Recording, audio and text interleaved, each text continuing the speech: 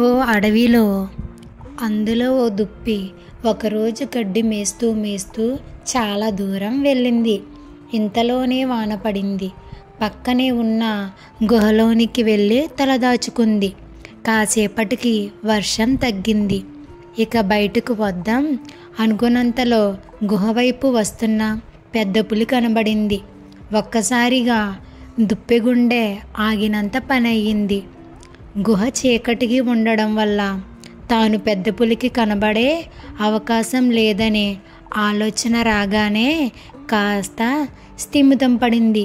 కానీ ప్రమాదం మాత్రం పూర్తిగా తొలగిపోలేదు. పెద్ద పులి ఏ క్షణంలోనైనా గుహ లోపలికి వచ్చేవచ్చు. తానేమో బయటకు పరిగెత్తుకెళ్ళే పారిపోయే అవకాశం లేదు. వెంటనే మెరుపులాంటి ఆలోచన రావడంతో ఆ పెద్ద పులి వచ్చే సమయం అయ్యింది. నిశ్శబ్దంగా ఉండు, అది రాగానే మన ముగ్గురం ఒకేసారి దాడి చేద్దాం. ముందే చెబుతున్నా, దాని గుండెకాయ మాత్రం నాకే. ఇప్పటికీ 99 పులుల గుండెలను తిన్నా, ఇదొకటి తింటే 100 అవుతాయి అని దుప్పి గంభీరంగా గొంతు మార్చి మాట్లాడింది. పెద్ద పులికి ఏమీ అర్థం కాలేదు. తనకన్నా ఏవో పెద్ద జంతువులు గుహలోనికి దూరి ఉంటాయని భయపడింది. ఇక్కడ ఎక్కువ సమయం ఉండడం మంచిది కాదని పరిగెత్తింది. దానికి కాస్త దూరంలో తోడేలు కనిపించింది. ఎందుకు పరిగెడుతున్నావు అని పులిని అడిగింది. అది విన్న విషయం చెప్పింది. పద వెళ్ళి చూద్దాం అంది తోడేలు. పులి భయంగానే ఒప్పుకుంది. గుహలో నుంచి దుప్పి బయటకు వద్దాం అనుకున్నంతలోనే దానికి ఈసారి తోడేలు పెద్ద పులి కనిపించాయి.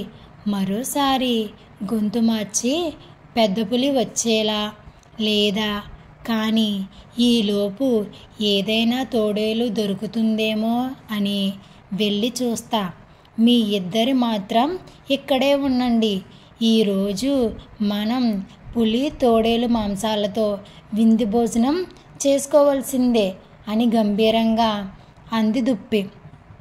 అంతే, తోడేలు ఒక్కసారిగా వెనక్కి తిరిగి పరిగెత్తబోయింది.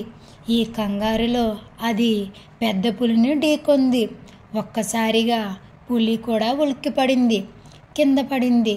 వెంటనే పైకి లేచి ఈసారి మరింత వేగంగా పరుగుపెట్టి పారిపోయింది. తోడేలు దాన్ని అనుసరించింది.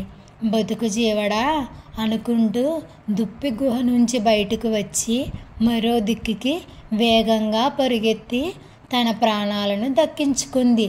ఇంకెప్పుడు ఆ గుహ వైపుకు వెళ్ళే సాహసం చేయలేదు. ఈ వీడియో నచ్చినట్లయితే లైక్ చేయండి, షేర్ చేయండి.